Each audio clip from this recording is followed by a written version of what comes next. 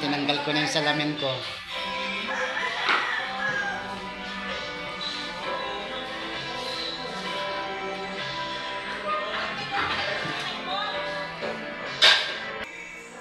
Mga busy guys, di nagpapestor ko.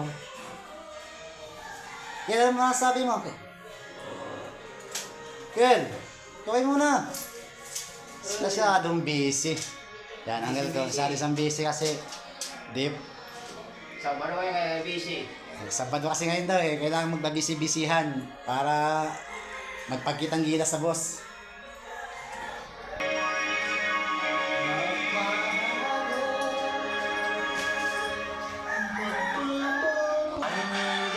Ang ganda ng size.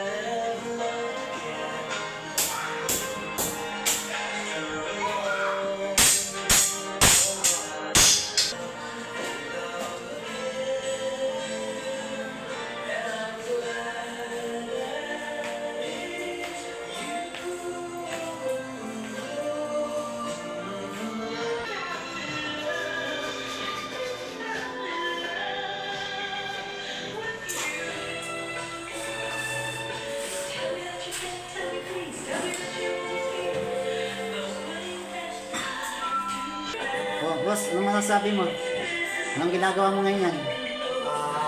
Nagmamasigi ako niya rin lang. Ito yung guys yung gamit nyo. Yung namasyali nyo. Skin coat yan guys para pamasilga dito.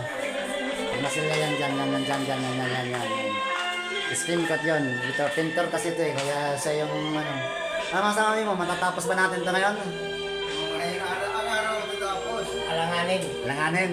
Kasi bawal magpagod. PD. Kaya pahinga na no? Dapat alas 4, pahinga na tayo. 3:30. 3:30.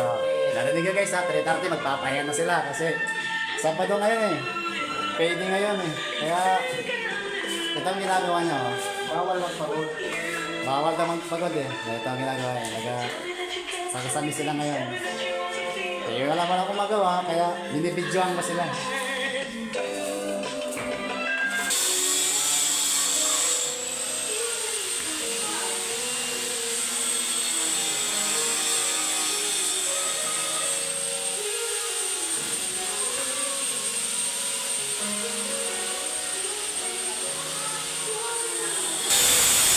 Pagka-grinder siya guys, pagka-grinder.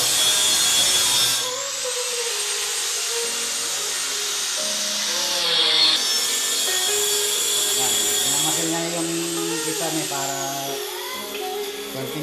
lihan na lang batakan ng simen, ng pintura. Tapos, kung maglihan na yan, magiging tisoy yan kasi magiging maputing pag linihan na yan. Magiging tisoy yan. Kaway mo na, magiging tisoy ka na pag magliha ka na. Yan, pag magliha yan, magiging tisoy yan. Kasi lahat ng alikabok, mapupuntas lang yan. Dito, magkakabit pala ng kisame. Yan. May design kasi yung kisame nila, kaya ganyan yung ano niya. May cob light kasi yan dyan eh. Kaya yan.